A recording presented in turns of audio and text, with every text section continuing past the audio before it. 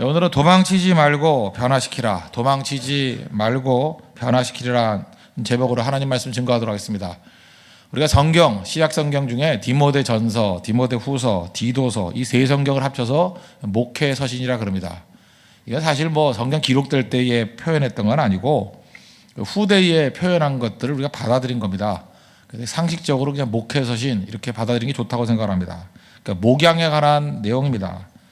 제일 먼저 썼던 사람은 누구냐? 토마스 아퀴나스. 토마스 아퀴나스가 목회 규칙을 취급한 것이다 이런 말을 처음 썼고요. 18세기에 폴 안톤이라는 사람이 이 목회 서신이라는 강의를 쭉 했고요. 사실 우리 개신교에서 우리 한국은 또 영국이나 미국의 영향을 많이 받지 않았습니까? 그래서 개신교에서 이걸 공식적으로 받아들인 것은 1849년도에 헨리 안포드라는 목사님이 계십니다. 그분이 목회서신이란 말을 그냥 공식적으로 쓰자 이렇게 얘기를 해서 그냥 목회서신이라고 부르는 겁니다. 그래서 편의적으로 쓴 표현이다 이렇게 생각하면 좋겠다 이런 생각을 갖습니다.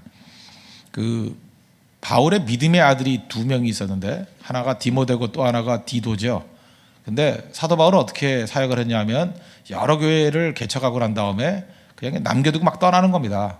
그 다음에 이제 맡겨둬야 될 곳이 있었거든요. 근데 그 두 군데 중요한 위치에 맡겨둔 거예요. 제일 중요한 건 사실 에베소거든요. 에베소는 두란노 서원이 있고 3년 반 동안이나 말씀을 증거했던 사실 초대교회의 가장 중요한 복음센터입니다. 그 센터를 누구에게 맡겼느냐? 디모데에게 맡겼고, 또 하나는 이제 그레데인데 그레데가 크레타 섬이거든요. 크레타. 이 크레타 섬이라고도 말하고 그레데 우리 한국말로 그냥 그레데라고 말을 많이 하죠. 그리고 이제 구약성에 보면 그렛 사람이라는 게 나와요. 그렛 사람이라는 게 나온다고요. 그렛 사람이라는 게 뭐냐면 그게 크레타 사람이라는 뜻이에요. 그렛. 또 하나가 갑돌이라고 써서 갑돌. 갑돌에서 뭐가 나왔다 그럴 때 갑돌이 그게 크레타 섬이에요. 갑돌. 그리고 크레타 섬 여기를 근거지로 해서 팔레스타인 쪽으로 넘어온 해양 민족 그걸 블레셋이라고 합니다. 블레셋. 아시겠죠? 이게 크레타가 되게 중요한 데예요. 그래서 크레타 섬 문명어도 중요하지만 크레타 섬이 중요하기 때문에 디도를 거기 남겨놨다. 근데 이 섬이 무지하게 거친 섬이고 거짓말쟁이도 많고 좀 깡패 소굴이다 이런 식의 표현을 많이 써요. 그러니까 질이 안 좋은 동네다. 블레셋도 질이 안 좋잖아요. 블레셋의 본거지니까 크레타 거기에 디도를 맡겼다라는 거예요. 그래서 디도도에도 나오는 게 내가 너를 그레데에 머물러 한 이유는 이렇게 나오고, 또 오늘도 중요한 게 그 3절이지 않습니까? 3절을 보면은 내가 마게도니아로 갈 때 너를 관하여 에베소에 머물라 한 것은, 그러니까 에베소에 머물게 한 게 누구예요? 디모데. 크레타에 머물게 한 게 누구예요? 디도. 이해가 되시죠? 그럼 내용은 뭐겠습니까? 홀로서기죠. 너희 제자들 남겨놨는데 너희들이 이제 목회할 때 여러 가지 어려움이 있을 거 아니냐? 그러면 이렇게 하라 하는, 우리 시간에 리더 매뉴얼이에요. 어떻게 하면 리더를 잘할 것인가? 어떻게 하면 간사를 잘할 것인가? 어떻게 하면 진장을 잘할 것인가 하는 매뉴얼. 그러니까 이거 많이 읽어야죠. 읽고 원칙이 뭐냐? 어떻게 목양을 해야 될 것인가? 사실 제자 훈련 이거 갖고 하는 게 제일 중요하다고 생각합니다. 매뉴얼이에요, 매뉴얼. 목회 매뉴얼. 읽고 또 읽어야 된다는 것입니다. 특별히 우리 금주간에 살필 것은 디모데 전서인데 디모데 이야기입니다. 디모데는 어떤 사람이죠? 루스드라 출신입니다. 사도 바울이 1차 전도여행을 할 때 바나바와 같이 갔다 그랬죠. 그 바나바는 남쪽의 섬이고, 그다음 구브로라는 섬이고, 그 다음에 바울의 고향은 갈라디아 지방이라고 했죠. 다소라는 데가. 갈라디아 지방은 그 안디옥이 있었고요. 거기 안디옥이 하나 있었고, 그 다음에 루스드라, 더베, 이고니온 이런 도시 4도시가 있었습니다. 그 도시를 전도했던 걸 그 지역을 갈라디아 지방이라고 그러거든요. 그래서 갈라디아 지방, 갈라디아는 도시가 아니고 지방 이름이에요. 갈라디아 지방에 복음 증거했을 때 1차 전도행에 열매가 있었습니다. 그리고 2차 전도행을 떠날 때 다시 거기 들렀는데 루스드라 출신의 괜찮은 청년이 있었어요.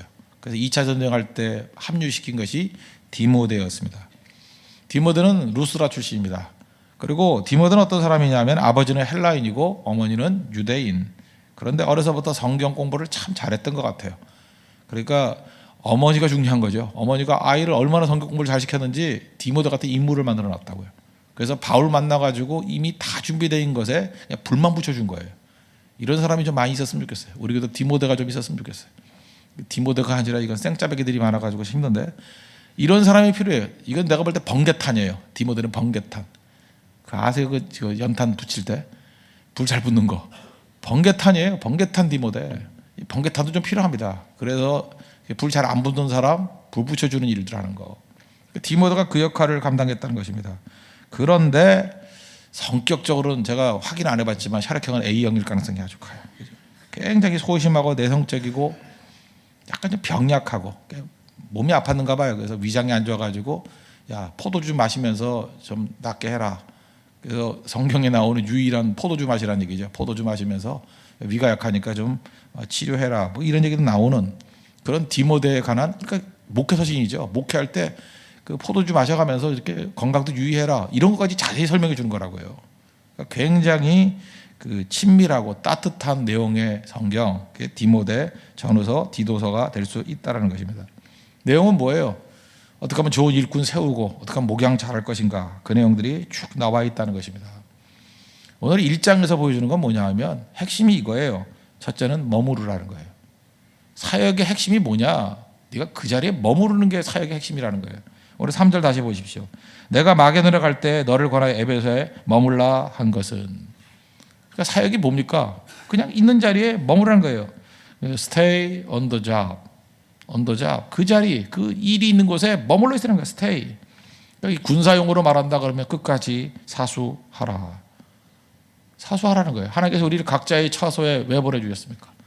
거기 머무르면서 그곳에 빛의 역할을 하라는 거예요. 뭐 성도는요, 뭐 대단한 일을 하는 게 아닙니다. 그냥 존재하는 것 자체가 중요한 거죠.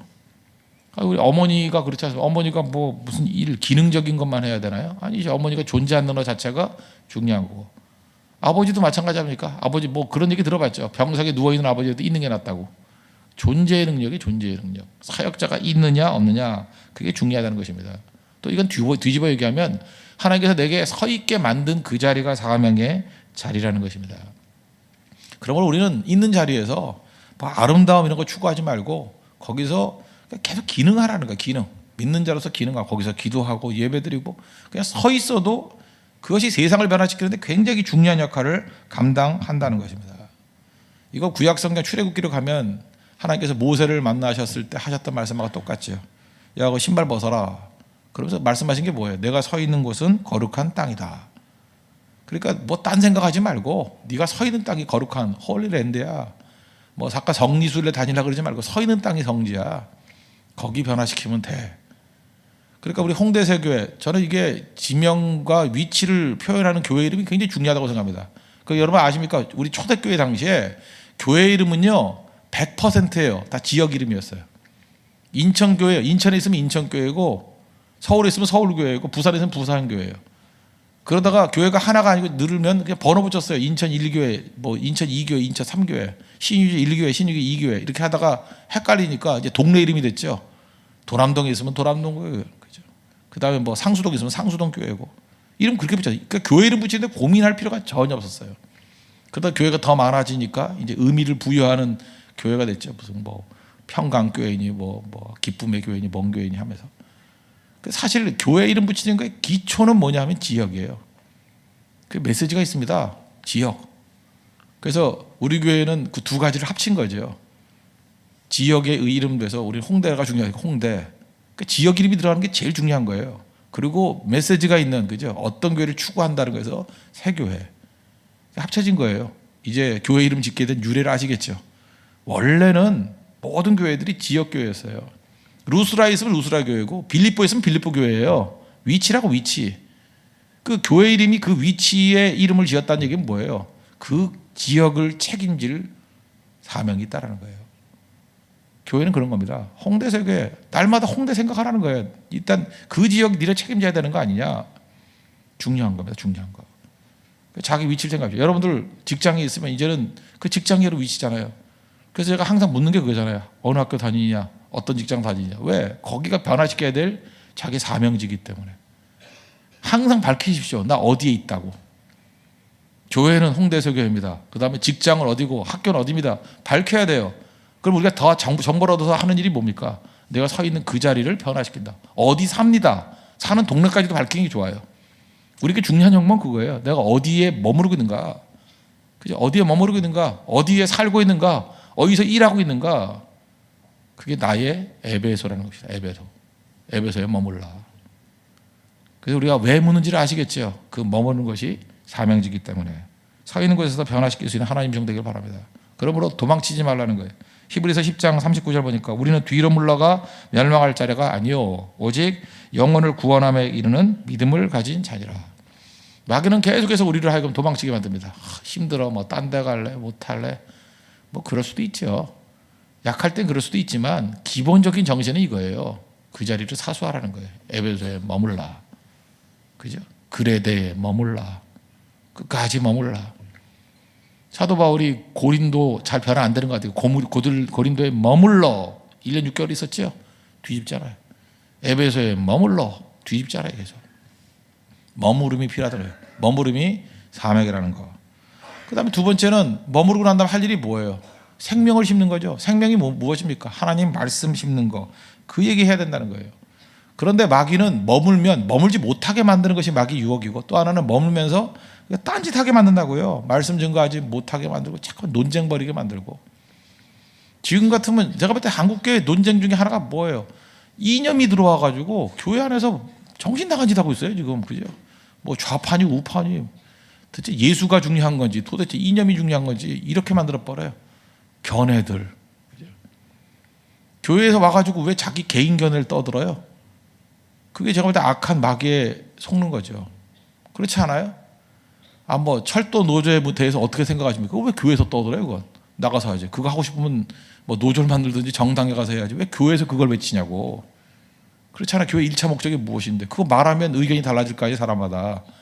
그런 얘기를 하는 게 아니죠. 입 다물고 있어야죠. 특별히 뭐 선거철에 이럴 때 교회는 그런 걸 논의하는 데가 아니에요. 교회는 정당이 아니잖아요. 왜? 목적이 무엇입니까? 자꾸만 그런 거 떠들게 만들어가지고 말씀으로부터 멀어지게 만들려는 거예요. 그거 나중에 말씀 다 떠나버리잖아요.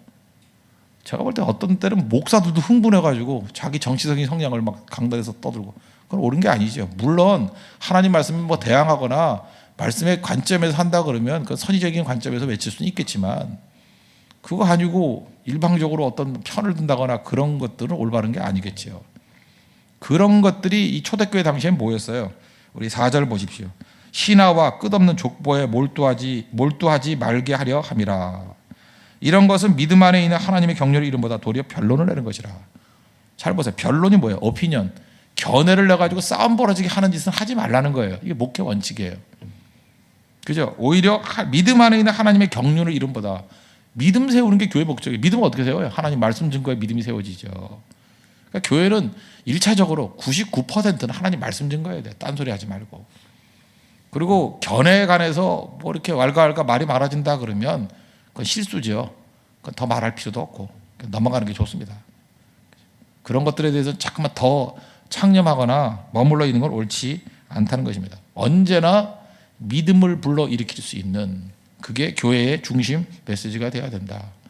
그거를 디모데에게 지금 권면하고 있다는 것입니다. 그게 1장의 쭉 내용이에요. 그러므로 교회가 해야 될 일은 뭐냐? 우리 접하는 사람들 있지 않습니까? 뭐 세 종류 사람인 것 같아요. 첫째는 병든 사람, 두 번째는 잠자는 사람, 세 번째는 죽은 사람. 잘 보면 어떤 사람이 병든 사람이 있어요. 병든 사람은 고쳐내야죠. 그게 교회의 사명이에요. 병든 사람은 고쳐내고, 잠자는 사람은 깨워야죠. 소리 질러가지고. 그죠? 원효야 하는 식으로 깨워야죠. 깨워야 돼요. 그리고 죽은 자 살려내야죠.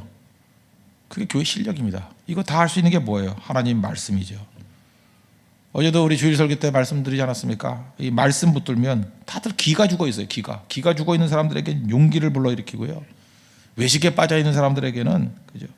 숨기려면 제대로 숨겨라. 내 눈에 다 보이는데 하면서 그 외식을 깨버리면서 하나님 앞에 나오게 만드는 거, 그게 말씀의 역사예요. 또 하나, 말씀은 우리를 폭력적이라 그랬죠. 죽이려 그래요. 다 죽여. 율법주의가 그거 아니에요. 죽이려는 거 아니에요. 그럼에도 불구하고 말씀이 들어가면 죽지 않고 생명을 꽃 피워냅니다. 그러니까 교회에서 제대로 된 말씀을 증거하면 인생의 꽃이 피워져요. 요셉과 같이 아무리 환난과 고난이 있다 할지라도 꽃 피는 인생이 된다고. 영광이죠. 그래서 누누이 말씀이지만 말씀이 있는 곳에 가야 돼요. 말씀이 들리는 곳에 가야 돼요. 말씀을 붙들어야 꽃 필 수 있습니다. 그렇지 않으면 꽃 안 핀 정도가 아니라 죽어요. 죽고 그냥 무너진다고요. 망한다고요. 말씀에 기갈 만큼 무서운 일인지 아십니까? 그건 다 죽는 거예요. 생명이 아니라 다 사라지는 거라고. 말씀이 중요하다는 거죠. 디모데가 그 얘기하고 있어요. 머물면서 말씀 증거해라. 너 왜 에베소에 있는지 아냐? 머물면서 딴짓하지 말고 말씀 증거해라. 이번 고성성교 가서 할 일이 뭐예요? 그 며칠 동안 머물면서 말씀 증거하는 거예요. 뭐 딴 거 하는 거 아니에요. 그다음에 대면할 수 없으면은 기도하고, 또 대면할 수 없으면 뭐 문서든 어떤 방법이든 가지고 말씀 증거하고, 계속해서 말씀 증거가 돼야 된다는 것입니다. 그럴 때 승리할 수 있다는 거예요. 그럼 적용, 어떻게 머물면서 말씀 증거할 수 있을까? 첫 번째는 말씀을 연구를 해야 될 거 아니에요. 그래서 말씀을 연구하고 공부하는 일에 집중해야 된다는 것입니다. 사도행전 6장 4절 보니까 우리는 오로지 기도하는 일과 말씀 사역에 힘쓰리라. 사역자들이 왜 예루살렘 교회에 어려움이 있었느냐 분석을 해봤더니 간단해요. 기도하는 거 소홀히 했고 말씀 사역을 힘쓰는 것에 소홀히 했기 때문에 이런 일이 벌어지더라. 그래서 예루살렘 교회의 질서가 잡히게 됐던 이유가 무엇입니까? 기도와 말씀에 집중하니까. 왜? 이게 생명이니까. 생명. 저는 뭐 개인적인 저한테 적용을 한다 그러면 담임 목사가 누굽니까? 담임 목사는 말씀의 생명 건 사람이에요. 그 교회 말씀 책임져 준 거 아니에요? 그게 담임 목사예요. 그렇죠?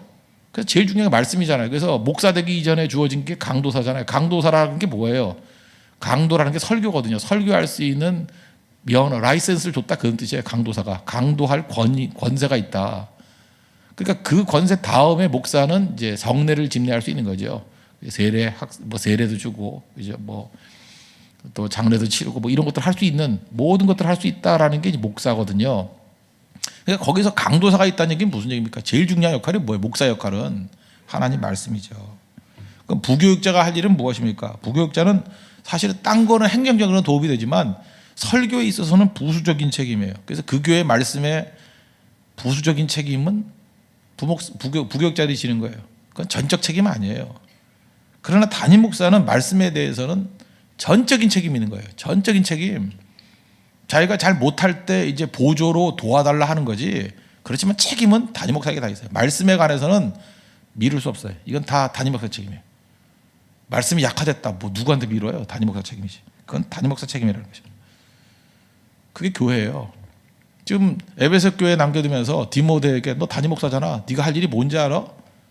딴 거는 몰라도 말씀에 있어서 네가 다 책임져야 돼. 그 얘기예요. 생명 걸고 말씀드린 거예요. 생명 걸고. 그래서 청교도들 보면요. 그 기록을 보니까 14시간씩 성경 연구를 했대요. 다 성경 연구만 한 거죠. 청교도. 그러니까 부흥이 일어날 수밖에 없죠. 말씀이 그렇게 뜨거우니 뭐 엄청나죠. 그 존 오웬 같은 사람 책 보면 근데 청교도 책은 지겨워서 못 읽겠어. 너무 연구를 많이 해가지고 너무 두꺼워. 그냥 배구자기 좋을 정도로 두꺼워요. 읽기도 힘들고 진짜. 얼마나 깊이 연구했는지. 청교도들이 얼마나 연구를 많이 했는지 지금도 청교도들 연구해도요 끝이 없어요. 그 조나단 에드워드 그 저작들 보면은 눈 나쁜 사람 보이지도 않아요. 정말 깨알 같은 글씨로 제가 보니까 한 2,000페이지 정도 돼요. 이따만해. 어떤 주제도 다 달았어요. 그거 뽑아가지고 보면은 가끔마다 이제 그거 읽어보고 하면 설교 준비할 것도 없어요. 너무 연구를 많이 해서 그냥 뭐 예화나 몇 개 갖다 붙이면 될 정도로 완벽하게 준비가 다 됐어요. 그래 얼마나 공부를 많이 했겠어요. 얼마나. 그러니까 부흥이 일어나죠. 조나단 에드워드 함부로 얘기하지 마십시오. 엄청나게 연구했던 사람이에요. 연구했던 사람. 우리 존 웨슬리 같은 분은요. 이분은 24시간 중에 5시간 정도를 성경 연구에 할애했고요. 19세기 그 설계 황태자라고 말하는 찰스 스펄전은 이런 얘기를 했어요. 그 연구하면서 죽으라. 서재에서 죽으래요. 그리고 기도하면서 부활하래. 말장난이죠. 죽도록 공부하고 죽었니? 기도로 살아나래요. 말을 이렇게 재밌게 써요. 그죠? 서재에서 죽어야 돼요. 서재에서. 사실은 그 교회가 제대로 되면 교회가 목사가 연구를 안 하면요. 그냥 성도들이 어떤 방 하나 만들어놓고 들어가. 그리고 밖에서 문 잠가 빨아야 돼. 열쇠로. 장벌에서 죽었니? 그래서 죽었습니다. 나와. 그리고 기도로 살게 하고. 그러면 돼요. 조세프 페커라는 분이 그런 얘기를 했어요. 참된 설교는 이걸 뭐라고 번역하냐? 피 흘림이다. 피 흘림. True preaching is the sweating of blood.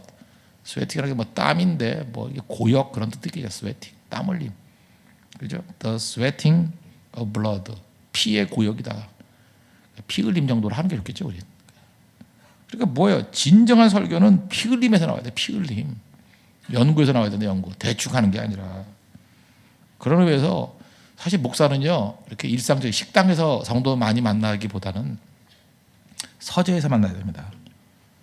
공부하면서, 연구하면서 성도를 만나야 돼요. 성도의 문제, 이게 알잖아요? 지금 같으면 뭐 여러 가지 매체를 통해서 이렇게 알 수 있잖아요. 뭐 이메일이라는 걸 통해서. 알아놓고 난 다음에 말씀을 통해서 만나야 돼요. 말씀을 통해서. 지금 우리 교회 점점 말씀을 통해서 많이 만나죠. 잠깐 밥 먹으려고 그러지 말고, 잠깐 살만 찌니까 밥은 그만 먹고. 말씀을 통해서 만나야 돼요. 말씀을 통해서. 그 말씀을 통한 만남이 최고의 만남이 될 수 있고 부작용 전혀 없다는 것입니다. 우리 교회 정말 멋진 교회. 어제도 보니까 우리 1월 달까지 성경 일독하자. 적어도 봄이 오기 전까지 2월 달까지 성경 일독하자 그랬더니 뭐 여러 이제 일독하는 방법들을 내세우더라고요. 바이블 25 뭐 이런 뭐 어플이 있다면서요. 뭐 그것도 가지고 어플 아무것도 필요 없어요. 그냥 들이다 읽으면 돼요. 뭘. 어플은 아니 성경 읽는데 무슨 어플이 필요해? 바보예요, 바보? 그거 다 쓸데없는 짓들이니까 하지 말고 그냥 앉아서 읽어요. 읽어. 한 200장씩 읽어요. 못 읽는 날도 있잖아요. 300장씩 읽고. 제발 뭐 지하철 타고 다니면서 이렇게 이동하면서 제발 그 스마트폰 쳐다보면서 뭐 이상한 거 보고 하지 말고 게임이나 하지 말고 그 시간에 성경 읽어요. 성경 읽는 모습이 있으면 그 자투리 시간에 충분히 일독하고도 남습니다. 디모데에게 말했던 머물면서 말씀 증거하라. 연구에 연구. 우리 다음 주 우리 고성성교를 떠나지 않습니까? 성교 가기 전에 여러분 할 일이 뭐냐? 성경을 많이 읽어요. 많이 읽으면 반드시 성령께서 깨우침을 주셔요. 그리고 메모를 해놓으라고. 그러면 성교 현장에 가서 반드시입니다. 그 말씀을 활용할 기회가 와요. 그 가슴 속에서 공명이 일어나는, 가슴에서 울리는 그 말씀을 증거하면 변화 역사가 있습니다. 또 반대로 일주일 동안 특별히 설교할 때마다 메모 좀 잘해두세요. 메모해 놓은 것, 그것도 뭐 주영 형제나 이런 형제가 이렇게 메모해 놓은 거 그냥 같이 복사해서 갖다 붙이기만 하지 말고, 그 복사 많이 한다고 내게 되는 게 아니에요. 내 손으로 쓰든지 치든지 하여튼 자기가 해놓은 것만 내 거예요. 땀이 들어간 것만, 그죠? sweating of blood, 피의 흘림, 피의 수고가 있는 것만 내 거예요. 피의 수고가 있는 것만. 그럼 내게 대놓으면 외워지잖아요. 그게 나와요, 속에서. 묘합니다. 그거 준비했던 것들이 살려요, 그거를. 하나님께서 이렇게 싱싱하게 만드는, 새롭게 만드는, 새로운 메시지가 내 가슴속에 머물러 있어야 돼요. 머물러 있으면 그 말씀이 얼마나 강력하게 역사하는지를 깨닫게 된다는 것입니다. 부흥이 일어나요. 폭발적인 부흥이 일어난다는 것입니다. 그런 모습이 있기를 바랍니다. 그리고 연구하고 또 하나가 뭐예요? 모든 기회를 활용해가지고 하나님 말씀 증거하라고. 디모데후서 4장 2절 보니까 너는 말씀을 전파하라. 때를 어떤지 못 어떤지 항상 힘쓰라. 이 초대 교부 가운데 크리소스톰이라는 분이 있습니다. 이 사람은 황금의 입이라 그랬어요. 골든 마우스. 하도 설교를 잘해서. 하도 설교 잘해가지고 뭐 입이 뭐 황금이다 이렇게 말하는 사람은 크리소스톰하고 스펄전 두 사람이에요. 두 사람이 그랬고 입이 황금이라 그랬어요. 근데 이분이 이런 얘기 했어요. 주어진 기회를 사용해라. 여기까지는 뭐 성경 말씀 그대로니까. 주어지지 않는 기회는 만들라. 참 멋지죠. 이게 더 멋있는 거예요. 주어지지 않는 기회는 만들라. 주어지지 않는 기회를 만드는 게 뭐예요? 그게 선교예요. 미션이라고. 우리 그 전도할 기회가 없잖아요. 만들면 될 거 아니에요. 선교하러. 우리가 뭐 가만히 앉아 있으면 네팔에 복음 증거할 기회가 와요? 안 오죠. 뭐 사는 곳이 다르니까. 그럼 어떻게 돼요? 네팔에 전도할 기회를 만드는 거. 그게 선교예요. 주어진 기회, 그냥 가만히 있어도 전도할 수 있는 기회들이 있잖아요. 그거 해야 돼요. 내가 머무르는 곳에서. 그리고 주어지지 않는 기회는 만들자고요. 길을 만들어 나가야죠. 그러면 마귀가 정신을 못 차리겠죠. 이거 뭐 있는 것도 변화시키고 없으면 자야 되는데 또 깨가지고 또 길 만들어서 또 일 만들고. 그러니까 마귀가 그 소리 나와야 된다. 말세야. 마귀가 말세야 그 소리 나와야 되고, 마귀에게 우울증 약 먹여야 됩니다. 잊지 말라고요. 그게 하나님의 백성들이 꼭 해야 될 모습이라는 것입니다. 우리 뭐 19세기 복음 연구했던 무디 얘기 아시죠? 많이 배우지 못했습니다. 구두수성공이었기 때문에. 좀 배웠다는 녀석들이 와가지고 밤낮 그거 분석했다 그러잖아요. 오늘 당신의 설교 가운데 문법적으로 틀린 것이 몇 군데다 하면서 맨날 그것만 체크해 보는 거예요. 지금도 그런 사람이 있어요. 설교 듣고 은혜 받을 생각 안 하고 못 틀렸냐, 꼬투리 잡으려고 그런 사람들이 있어요. 그때 이 무디가 했던 유명한 얘기가 있죠. 당신은 그 정확한 영어로 영혼을 몇 명이나 죽게로 인도했느냐고. 거친 언어로도 괜찮습니다. 부족한 언어도 괜찮아요. 도대체 그 언어를 가지고 몇 명이나 구원시켰냐고. 너 잘났다 그거죠. 그 잘난 언어 가지고 몇 명이나 구원시켰냐고. 부족하면 어떻습니까? 연약하면 어떻습니까? 그 모든 걸 가지고 주의 백성들 주께로 이끌었다 그러면 하나님께서 그 제일 기뻐할 일 아니겠어요? 그러니까 지금도 뭐 많이 배웠다, 뭐 기회가 많다, 백날 그 소리 하지 마십시오. 실제로 열매가 있습니까? 전도 해봤습니까? 변화시키고 있습니까? 결론은 한 가지입니다. 고성성교 가십시오. 예. 가셔서 복음 증거하면 하나님께서 많은 영혼들을 주께로 이끌 수 있는 능력의 기회를 주실 것입니다. 그런 승리를 맛볼 수 있는 믿음의 종 되기를 바랍니다. 오늘 말씀에 결론 맺겠습니다. 1장에서 보여주는 게 뭐라고요? 에베소에 머물라. 머물면서 생명 심으라. 말씀이라는 거예요. 그 심으려고 하면 할 일이 뭐예요? 성경 연구 좀 해라. 읽어라. 그리고 주어진 기회를 활용해서 증거해라. 엄니 길 만들어라. 너무 간단하죠? 그게 1장의 메시지라는 것입니다. 우리도 이 1장의 메시지를 현대 21세기 우리 상황에 맞게 변형시켜서 계속 이것들을 갖다 살붙이고 길을 만들어 나갈 수 있는 우리 믿음의 신실한 종 되기를 축원합니다. 기도하겠습니다. 이 시간 우리 디모데전서 1장의 말씀을 현대화시키는 기도합시다. 하나님 이걸 우리 상황에 맞게 적용하길 원합니다. 변형시키길 원합니다. 이 말씀대로 순종하고 또 일하길 원합니다. 그 기도하십시오. 기도하겠습니다.